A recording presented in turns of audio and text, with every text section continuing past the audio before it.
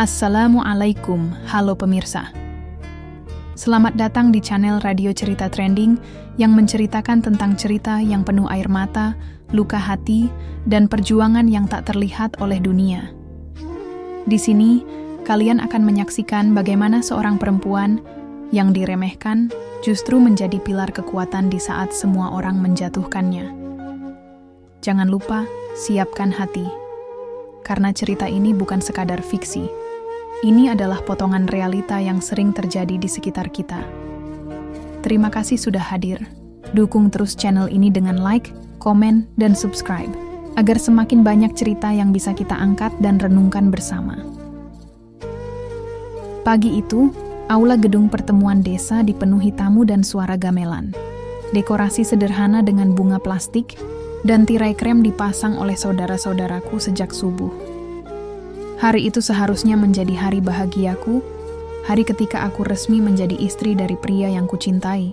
Tapi dari semua wajah yang hadir, ada satu wajah yang tidak muncul. Bu Marni, ibu dari Arman, calon mertuaku, tak datang. Bahkan kabarnya pun tak ada. Sudah jam 10, Mbak. Riasnya sebentar lagi selesai, bisik kakakku sambil menepuk pelan lenganku. Aku hanya mengangguk pelan. Dari cermin, mataku sudah memerah. Bukan karena lelah, tapi karena kabar yang kuterima tadi pagi. Bu Marni menyuruh adik ipar Arman mengirim pesan, singkat dan menusuk. Kami tidak akan datang ke pernikahan yang memalukan ini. Saat aku berdiri di pelaminan, bersama Arman yang mengenakan beskap coklat, kursi di samping orang tuaku kosong. Kursi yang seharusnya diisi mertua, yang seharusnya ikut memberi restu dan senyum, justru dibiarkan tanpa nama. Beberapa tamu mulai berbisik. Ada yang menoleh ke arah kursi itu sambil bergumam pelan.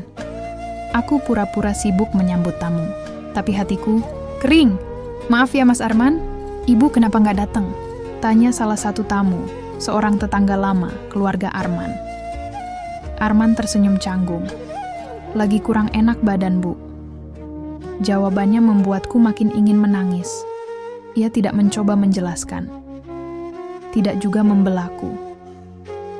Ia memilih alasan aman, seolah-olah sakit lebih pantas dari kenyataan bahwa ibunya menolak pernikahan ini mentah-mentah. Sebelum akad, aku sempat mendengar sendiri suara Bu Marni dari ponsel Arman yang tak sengaja tersambung saat ia bicara di luar ruangan. Kamu tega banget, Man, nikahin cewek kayak gitu. Jualan online, lulusan SMA. Apa nggak malu kamu sama keluarga besar kita? Nada suaranya tinggi, penuh amarah. Arman tak menjawab. Ia hanya diam. Dan itu lebih menyakitkan daripada kata apa. Pun, satu persatu tamu pulang. Makanan habis. Foto-foto dicetak. Tapi kursi itu tetap kosong. Di malam harinya, saat aku membuka kado-kado kecil dari teman-teman, Arman duduk di sebelahku dan berkata, "Maaf ya, kamu jadi nggak bisa merasakan pesta yang lengkap." Aku tidak menjawab. Bukan karena marah, tapi karena aku tidak tahu lagi harus berkata apa. Aku ingin bertanya, kenapa ia tidak berani berdiri dan membelaku? Tapi pertanyaan itu menggantung saja di pikiranku, tidak berani keluar. Keesokan harinya, foto-foto pernikahan kami diunggah oleh temanku ke media sosial. Komentar-komentar datang. Kok ibunya Mas Arman nggak kelihatan ya? Kursinya kosong, lagi ke toilet ya? Aku membaca semuanya sambil berbaring di kasur, diam. Arman tidak berkata apa-apa sejak pagi. Ia hanya duduk di ruang tamu, memainkan ponselnya, seolah semua ini hal biasa. Aku tahu, pernikahan ini sudah terjadi. Aku sudah sah jadi istrinya. Tapi hati ini masih belum merasa diterima. Kursi kosong itu terus muncul dalam pikiranku. Seakan-akan bukan hanya Bu Marni yang tidak hadir, tapi juga restu, penghormatan, dan penghargaan yang seharusnya kuterima sebagai istri. Aku tidak tahu harus mengadu ke siapa. Kakakku pun tak berani ikut campur, karena tahu hubungan Arman dan ibunya sangat dekat. Yang aku tahu, malam itu, untuk pertama kalinya aku merasa menjadi bagian dari keluarga yang tak menginginkanku. Dan yang lebih menyakitkan, Aku tidak tahu apakah suamiku sendiri menginginkanku sepenuhnya, atau hanya diam karena takut kehilangan dua-duanya. Malam pertama kami di kontrakan kecil itu masih dalam suasana lelah setelah pernikahan. Lampu ruang tamu hanya menyala setengah, dan suara jangkrik dari luar masuk lewat ventilasi. Pakaian pengantin sudah tersimpan di lemari. Nasi kotak sisa catering masih tersisa di meja, belum dibereskan. Kami duduk berdampingan di kasur kapuk yang baru dibeli sehari sebelum akad. Arman menggenggam tanganku, hangat tapi ragu. "Kamu sabar, ya," katanya pelan. "Ibu cuma belum bisa nerima aja, nanti juga berubah." Aku tidak langsung menjawab. Dalam hati, kalimat itu justru menambah sesak. Ia bilang belum bisa, padahal ibunya jelas-jelas menolak kehadiranku dari awal.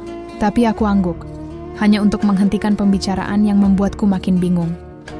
Esok harinya, pagi belum terang, seseorang mengetuk pintu keras-keras. Arman masih tertidur. Aku buka pintu perlahan. Di depan rumah, berdiri Bu Marni. Wajahnya masam, membawa kantong plastik. Tanpa menunggu dipersilakan, ia masuk, meletakkan barang bawaannya di dapur, lalu membuka tudung saji. "Lah, ini nggak masak. Rumah tangga macam apa ini? Baru juga nikah," katanya keras. Cukup untuk didengar. Tetangga sebelah, aku bingung. "Baru semalam kami pindah, belum sempat belanja. Belum sempat apa-apa. Saya belum sempat ke pasar, Bu. Mau saya bikinkan teh dulu?" Tanyaku pelan. Ia memandangku dari atas ke bawah. "Teh? Aku datang jauh-jauh disuguhi air celup?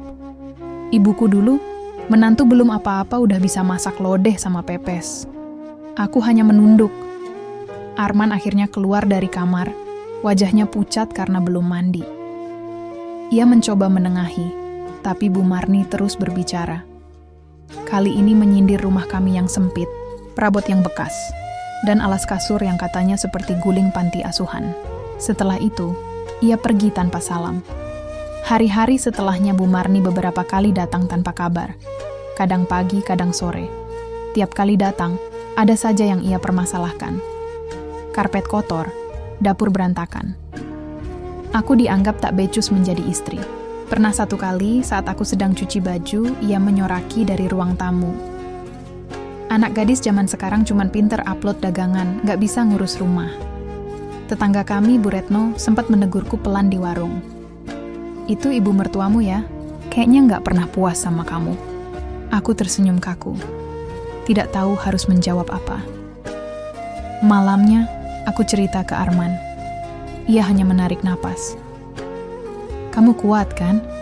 Aku juga bingung mesti gimana." Aku tidak tahu kenapa kalimat itu lebih menyakitkan daripada diamnya. Aku tidak minta, Arman marah ke ibunya. Tapi setidaknya, aku ingin dia berdiri untukku. Bukan hanya sebagai suami, tapi juga sebagai seseorang yang tahu rasanya dihina tanpa alasan. Malam itu, saat aku sedang menyapu lantai, Arman menerima telepon. Aku tak sengaja mendengarnya, karena pintu kamar tidak tertutup rapat. Suara Bu Marni terdengar jelas.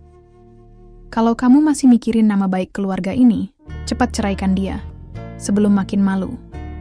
Masa keluarga kita punya menantu jualan di internet, orang tua pun nggak jelas pekerjaannya."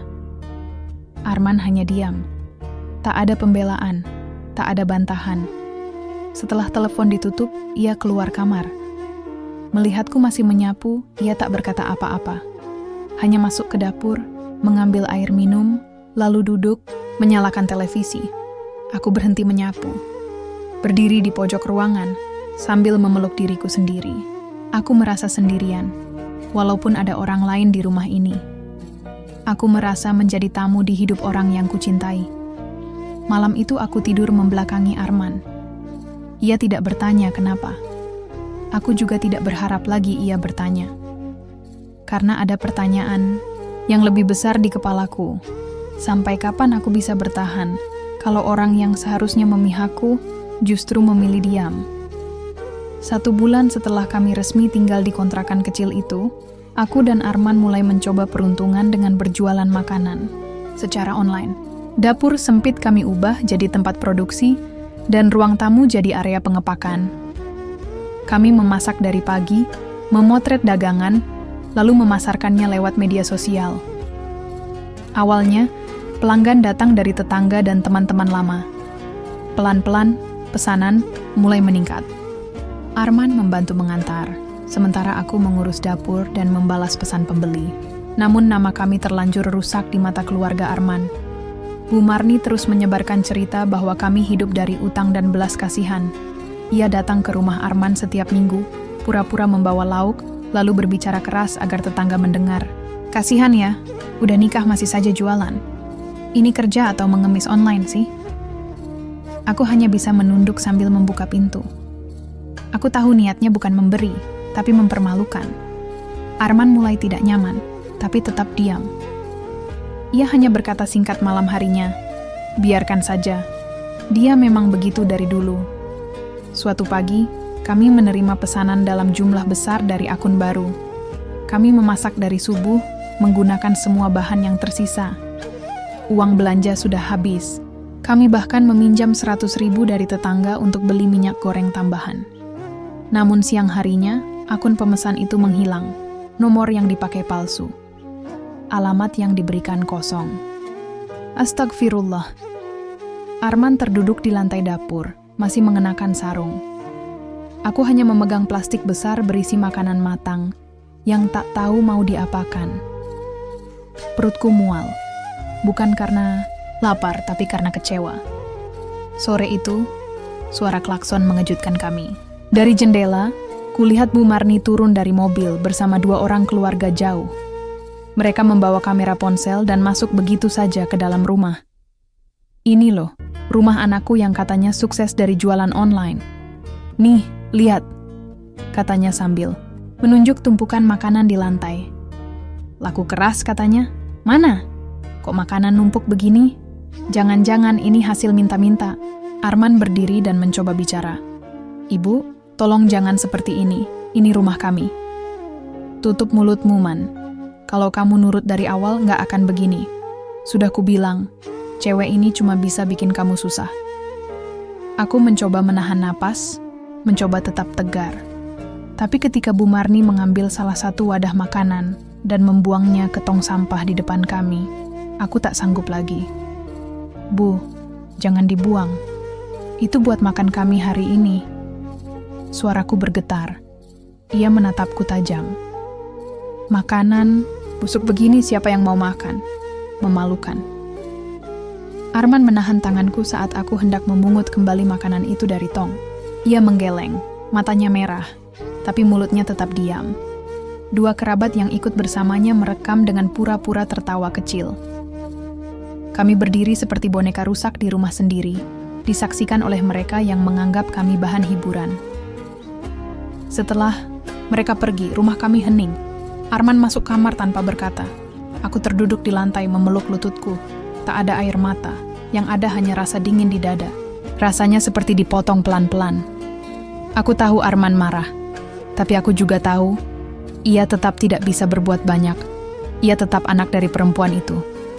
Dan aku tetap menantu yang tidak pernah dianggap. Malam harinya, kami makan seadanya.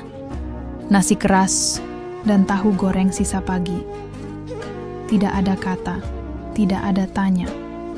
Aku tidak meminta Arman bicara, karena aku tahu, jika aku mendengar suaranya, aku akan menangis. Dan yang paling menyesakan, aku mulai menyimpan sesuatu dalam diamku, rasa benci yang tidak pernah kuinginkan. Tapi kini tumbuh, diam-diam, dalam rumah yang semakin terasa sempit, bahkan saat pintu tertutup rapat. Pagi itu, dapur kami dipenuhi aroma bawang putih dan daun jeruk. Kompor menyala sejak subuh.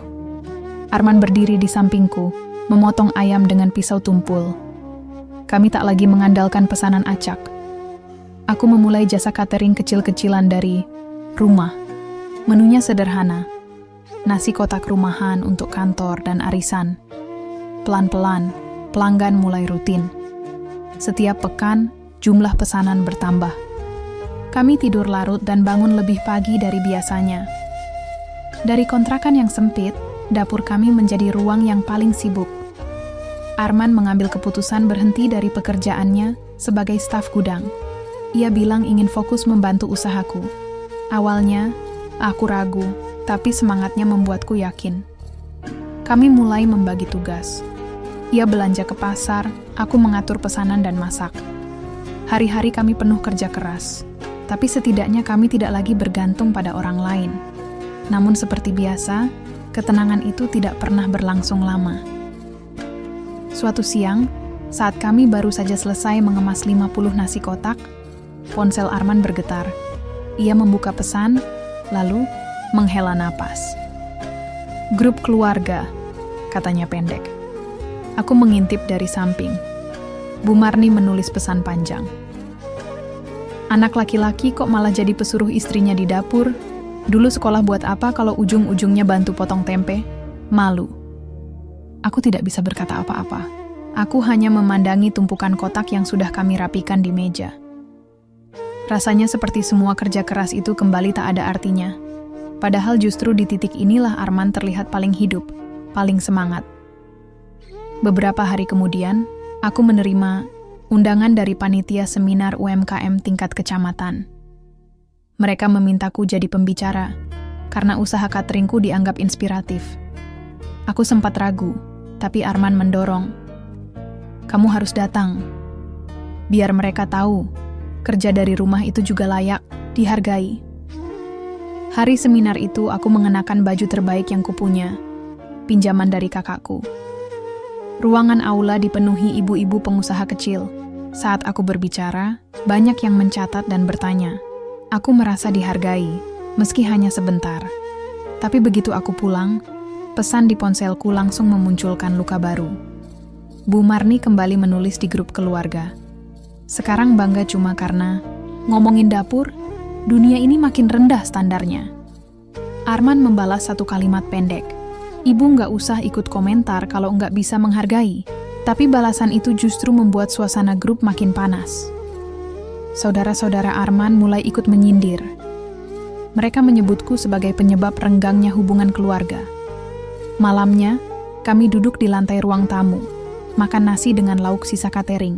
Arman mencoba bicara tentang rencana beli alat masak tambahan. Tapi aku hanya mengangguk. Ada yang retak di dalam hatiku, sedikit demi sedikit. Bukan karena hinaan mereka, tapi karena lelah menjadi seseorang yang harus terus membuktikan diri di rumah sendiri. "Kalau kamu lelah, kita bisa istirahat dulu," kata Arman sambil menatapku. Aku menoleh pelan. "Yang bikin lelah bukan cateringnya, Man.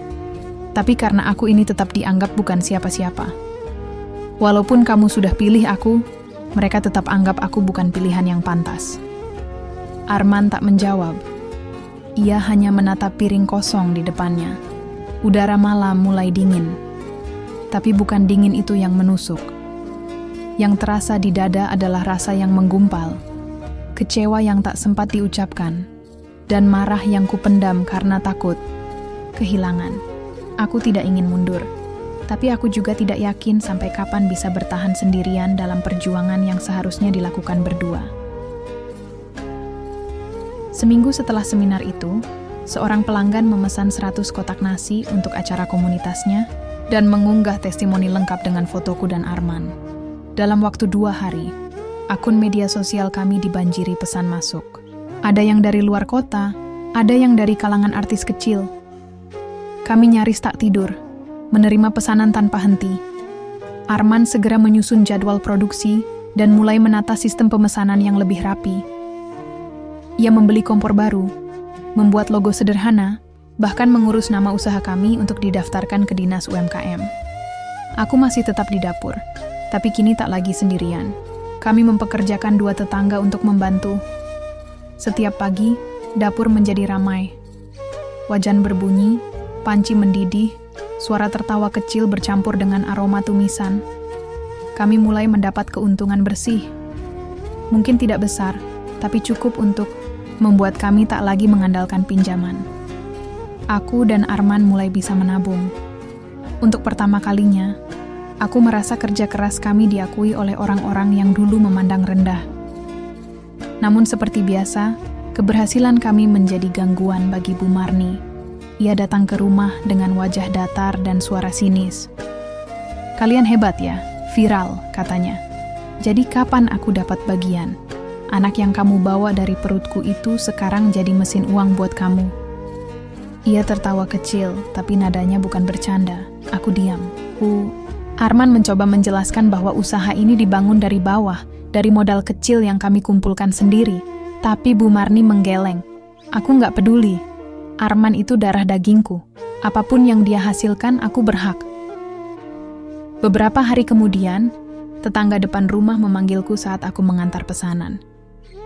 Ia menatapku dengan pandangan aneh. "Bu, itu ibu mertuamu bilang ke Bu Rini kalau kamu nyantet suamimu sendiri. Katanya biar Arman nurut terus sama kamu."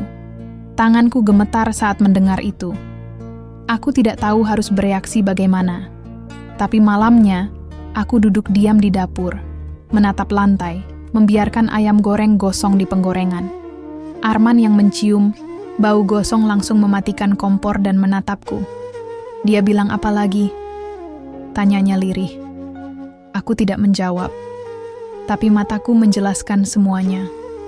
Arman berdiri, menggenggam kepalanya sendiri, lalu berjalan keluar tanpa berkata apa-apa. Besoknya, kejadian yang lebih buruk terjadi. Kami sedang menggelar lapak makanan di pinggir jalan depan gang, seperti biasa setiap akhir pekan. Beberapa pelanggan sedang menunggu pesanan saat Bu Marni datang membawa ember air dan menyiram ke atas gerobak kami. Sebagian lauk terendam. Pelanggan terkejut dan mundur. Suasana jadi kacau. Aku berdiri membeku. Arman datang terlambat beberapa detik dan melihat semuanya. "Ibu sudah gila ya? Ini usaha kami," teriaknya keras. Suaranya membuat semua orang terdiam. "Kalau kamu nurut dari dulu, nggak akan jadi begini. Sekarang kamu lebih nurut sama istrimu daripada ibumu sendiri," balas Bu Marni dengan suara. Serak Arman mendekat, nadanya lebih tajam. "Ini bukan soal nurut, Bu. Ini soal siapa yang selama ini berdiri di samping saya. Waktu ibu hanya bisa mencemooh. Ibu bukan ingin anak sukses. Ibu cuma ingin anak tunduk." Bu Marni terdiam, menatapnya tajam, lalu berbalik, dan pergi dengan langkah cepat. Aku tetap berdiri di tempat, memegang plastik kresek berisi nasi bungkus yang sudah basah. Kami membersihkan gerobak dalam diam. Beberapa pelanggan yang tersisa mencoba membantu, tapi aku tidak bisa memandang wajah siapapun. Malam itu, aku dan Arman tidak bicara banyak. Ia hanya duduk di pinggir kasur, memegang ponselnya tanpa suara. Aku lega karena akhirnya Arman berdiri untukku. Tapi di balik itu, ada yang membuatku khawatir. Ada batas yang telah ia lewati hari ini. Batas antara anak dan ibu. Dan aku tidak tahu, luka seperti apa yang baru saja kami buka bersama. Pindah ke rumah baru seharusnya menjadi awal yang lebih tenang bagi kami. Setelah 2 tahun bergelut di dapur sempit dan halaman kontrakan yang tak cukup untuk gerobak jualan, akhirnya kami bisa membeli rumah permanen di pinggir kota. 2 lantai, halaman kecil, dan dapur luas yang cukup untuk semua peralatan. Kami pindah diam-diam, tak memberitahu siapa-siapa kecuali orang kepercayaan yang membantu angkut barang. Arman bilang, "Aku nggak mau rumah ini jadi tempat pertengkaran baru." Seminggu pertama berjalan lancar. Kami mulai membiasakan diri dengan lingkungan baru. Pembantu kami yang baru, Mbak Yanti, membantu bersih-bersih dan menjaga kebun kecil di belakang rumah. Arman sibuk menyiapkan pengembangan produk catering frozen food. Aku mulai merasa hidup kami mulai tertata. Tapi itu tak berlangsung lama. Bu Marni muncul di depan pagar dengan wajah marah. Ia mengetuk pagar berkali-kali sambil berteriak, membuat tetangga keluar menengok. "Ini rumah kalian. Jadi beli rumah diam-diam, aku nggak diajak lihat, nggak dikasih tahu? Anak macam apa kamu ini, Man?" Arman membuka pagar setengah, mencoba bicara pelan. "Bu, kami cuma ingin tenang. Ini keputusan kami." Bu Marni langsung melangkah masuk, tidak menunggu izin. Ia menatap sekeliling dan menunjuk plafon. "Ini rumah hasil perempuan kayak dia. Pantasan. Orang kayak kamu ini cuma bisa naik kalau numpang nama laki-laki. Dasar nggak tahu malu." Aku berdiri di dapur, mendengar semuanya tanpa bisa melangkah. Mbak Yanti yang sedang mengepel lantai ikut kena semprot. Pembantu juga asal-asalan. Lantai masih kotor begini. Ini rumah baru atau kandang ayam? Arman menahan napas panjang. Ia mendekati ibunya, kali ini dengan suara tegas. Bu, kalau ibu datang cuma mau hina, lebih baik pulang. Kami nggak butuh itu di sini. Tapi Bu Marni tidak berhenti. Ia mengucap kata-kata yang tak bisa diulang. Tentang harga diri, tentang perempuan tak tahu tempat, tentang anak durhaka. Sampai akhirnya Arman membuka pagar lebar-lebar dan berkata, "Silakan keluar, Bu. Jangan pernah datang ke sini lagi kalau cuma bawa kebencian." Aku tidak tahu apa yang lebih sakit, melihat suami membentak ibunya sendiri, atau melihat ibunya pergi dengan wajah kecewa tanpa ada yang menahannya. Rumah yang tadi terasa luas tiba-tiba menjadi sesak. Beberapa hari setelah itu, suasana rumah menjadi dingin. Arman lebih banyak menghabiskan waktu di ruang kerja. Aku tahu ia menyimpan rasa bersalah, tapi tak bisa mengungkapkannya. Aku juga tidak sanggup bicara. Di malam-malam hening itu, aku mulai diam-diam mentransfer uang bulanan ke rekening adik, Arman. Tak banyak, hanya cukup untuk kebutuhan Bu Marni sehari-hari. Aku tidak ingin dipuji. Aku hanya tidak sanggup membayangkan orang tua-tua tanpa pemasukan sama sekali, meskipun ia selalu menyakiti. Tapi saat Arman mengetahui itu, reaksinya membuatku terdiam. "Kamu ngirim uang ke dia?" tanyanya lirih. Aku mengangguk pelan, tanpa bilang ke aku, "Dia tetap ibumu, Man. Justru karena itu. Aku anaknya, aku tahu bagaimana dia memperlakukan kita. Dan kamu masih bantu dia di belakang aku?" Arman tak membentak, tapi sorot matanya menusuk lebih dalam dari kata-kata apapun. Ia masuk kamar dan menutup pintu. Suara kuncinya terdengar jelas dari tempatku berdiri. Aku mematung di ruang makan. Tangan masih memegang ponsel yang belum kututup. Aku tahu aku salah karena tidak bilang. Tapi aku juga tak tahu bagaimana caranya memilih yang benar. Karena menjaga hubungan darah seringkali artinya membiarkan diri dihina lagi dan lagi. Tapi memutuskannya, rasanya seperti menghukum diri sendiri. Karena mencoba tetap menjadi manusia. Sudah hampir 2 bulan Arman tak lagi menyebut nama ibunya. Setelah peristiwa pengusiran itu, rumah kami kembali tenang, setidaknya di permukaan. Aku tetap menjalani hari-hari seperti biasa. Mengurus catering, menyiapkan bahan, memeriksa stok, dan membagi tugas dengan para pekerja. Tapi aku tahu, di dalam rumah ini ada yang belum selesai. Arman menjadi lebih pendiam. Ia bekerja lebih keras, tapi wajahnya selalu tampak lelah. Seolah ada sesuatu yang ingin diucapkan, tapi terus ditahan. Sore itu, adik Arman datang. Wajahnya panik. Ia duduk di ruang tamu tanpa melepas jaket. Tangannya menggenggam kertas hasil diagnosa rumah sakit. "Mbak, Mas, Ibu masuk rumah sakit. Paru-parunya lemah, butuh perawatan intensif dan biayanya besar. Aku nggak tahu lagi harus minta ke siapa." Arman duduk di seberangnya, tidak bergerak. Matanya menatap lurus ke arah adiknya, tapi tidak ada reaksi.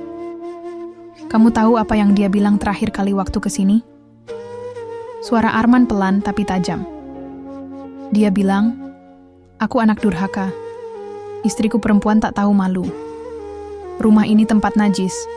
Dan sekarang kamu datang minta uang?" Adiknya menunduk. "Aku cuma nyampein, Mas. Ibu nggak minta bicara langsung. Dia cuma bilang, kalau ada rezeki, bantu." Aku duduk di samping Arman, menatap wajahnya yang dingin. "Man, kita bantu ya. Nggak usah pikir panjang dulu. Ini soal nyawa." Arman menoleh padaku. Tatapannya penuh kecewa. "Kenapa kamu selalu mikirin dia? Dia nggak pernah mikirin kita." "Karena aku nggak bisa tidur kalau tahu ada orang tua sakit dan kita diam saja. Dia bukan orang tua biasa, sayang. Dia racun yang kamu sendiri tahu pernah hampir menghancurkan kita." Malam itu, setelah adiknya pulang, aku tetap diam. Arman tidak menyinggung soal itu lagi, tapi aku tak bisa menahan perasaan sendiri. Aku diam-diam mengirimkan uang lewat rekening adiknya, seperti sebelumnya. Aku tak bisa membiarkan seseorang terbaring di rumah sakit tanpa bantuan, meski orang itu adalah sumber dari semua luka kami. 3 hari kemudian, kabar itu menyebar. Entah siapa yang membuka mulut, tapi keluarga besar tahu bahwa aku yang membiayai perawatan Bu Marni. Grup keluarga ramai. Ada yang bilang, kami cari muka. Ada yang menyindir bahwa kami sedang mencoba mencuci nama. Bahkan ada yang bilang bahwa aku hanya ingin terlihat lebih baik dari anak-anak lain. Semua komentar itu menyakitkan. Udah ku bilang, jangan ikut campur, kata Arman malam itu. Mereka nggak akan pernah lihat niat baikmu. Mereka cuma tahu cara mencari salah. Aku cuma ingin bantu, Man. Aku nggak tahan lihat orang sakit dan kita diam aja. Jangan pakai alasan kemanusiaan untuk membenarkan sesuatu yang kamu tahu akan merusak kita. Aku menunduk. Kali ini aku tak bisa membalas. Karena di dalam hatiku sendiri, aku juga mulai ragu. Apakah aku benar-benar membantu karena ingin meringankan beban? Atau karena ingin membuktikan bahwa aku bukan seperti mereka? Bahwa aku lebih manusiawi, lebih peduli, lebih layak? Tapi jika niat baik pun jadi bahan tuduhan, aku tak tahu lagi harus berdiri di mana. Apakah menjadi orang baik berarti harus siap dilukai terus-menerus? Dan yang paling menyesakkan adalah ketika orang yang paling ingin kulindungi justru merasa aku telah mengkhianatinya. Pagi itu matahari belum tinggi. Suara ayam dari kebun sebelah masih terdengar bersahut-sahutan. Aku baru saja selesai menata kotak pesanan di meja teras, sementara Arman masih di dalam memeriksa laporan pemesanan dari laptopnya. Mbak Yanti sedang menyiram tanaman. Semuanya berjalan seperti biasa, tenang, rutin, tanpa banyak suara. Sampai suara ketukan pagar terdengar, pelan tapi terus-menerus, membuatku menoleh. Aku melangkah ke depan. Di balik pagar, Bu Marni berdiri dengan tubuh sedikit membungkuk. Wajahnya lebih pucat dari terakhir kali kulihat. Kakinya tampak gemetar. Ia tidak membawa apa-apa selain tas kecil dan wajah yang tidak lagi dipenuhi kemarahan, tapi air mata. "Boleh, Ibu bicara?" Suaranya parau. Aku tak langsung menjawab. Tetangga sudah mulai melongok. Ada yang berhenti sambil membawa motor. Ada yang diam di jendela. Sebagian mengambil ponsel. Aku membuka pintu pagar setengah, berdiri di tengah, mencoba menghalangi semua pandangan. "Ibu kenapa ke sini?" Tanyaku pelan. Ibu nggak tahu harus kemana. Ibu cuma ingin minta maaf. "Ibu salah," jawabnya. Menunduk, suaranya gemetar. Arman muncul dari dalam rumah.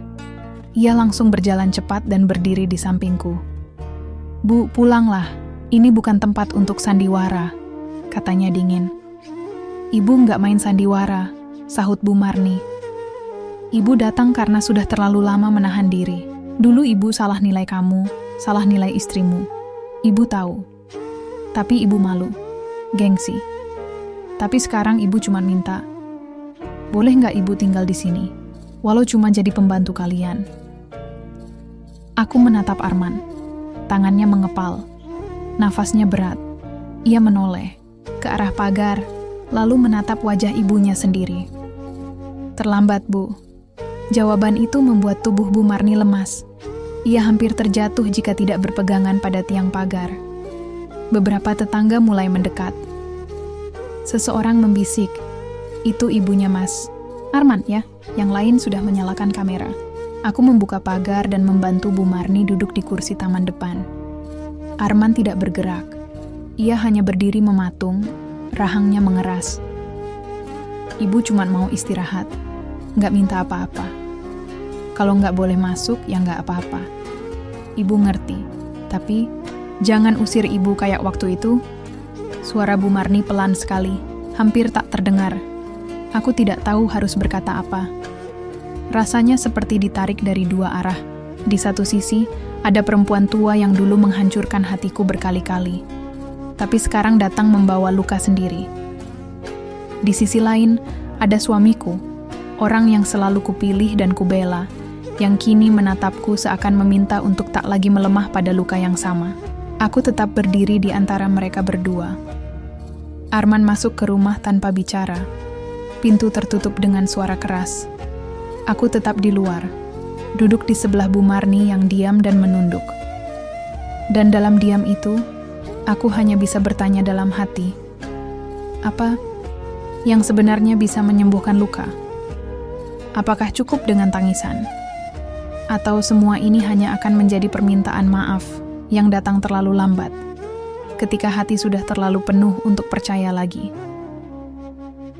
Pagi itu udara dingin dan langit mendung. Hujan, gerimis membasahi jalan depan rumah.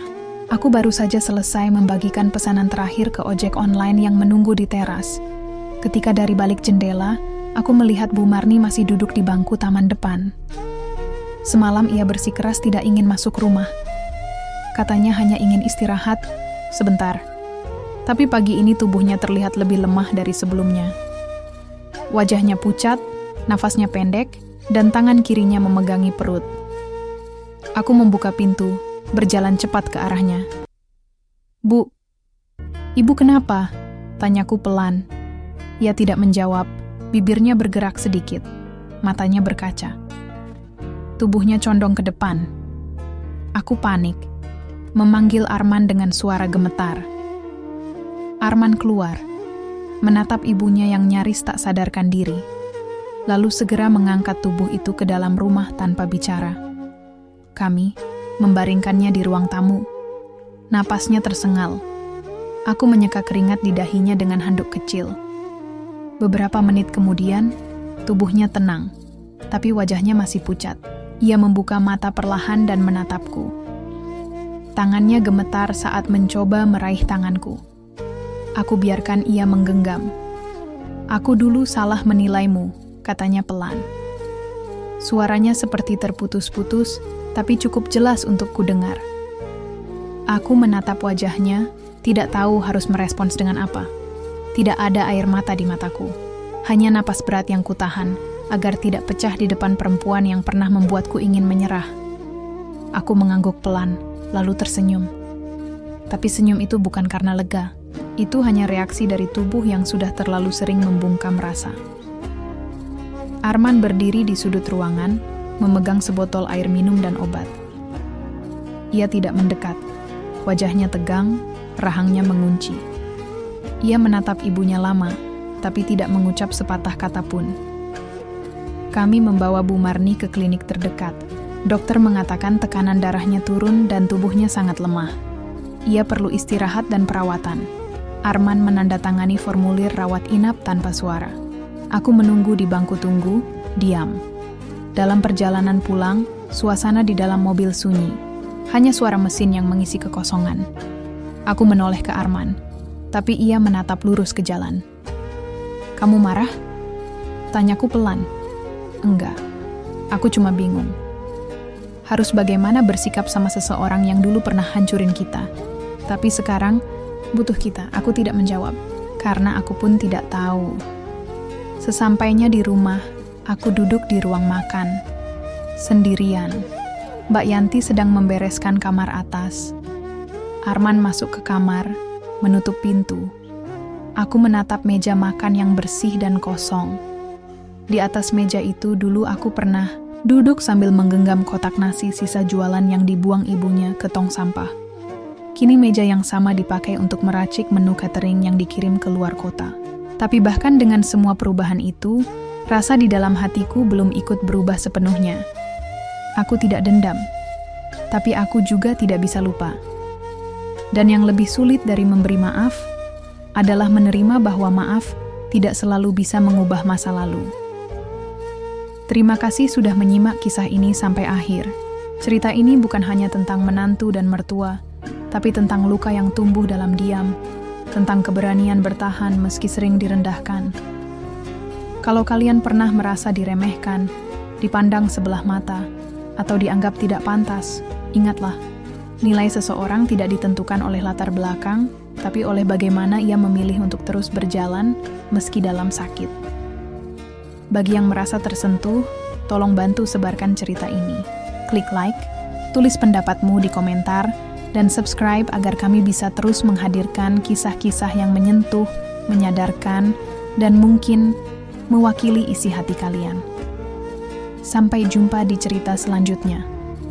Salam hangat dari kami, untuk kalian yang pernah merasa sendiri, tapi tetap memilih kuat.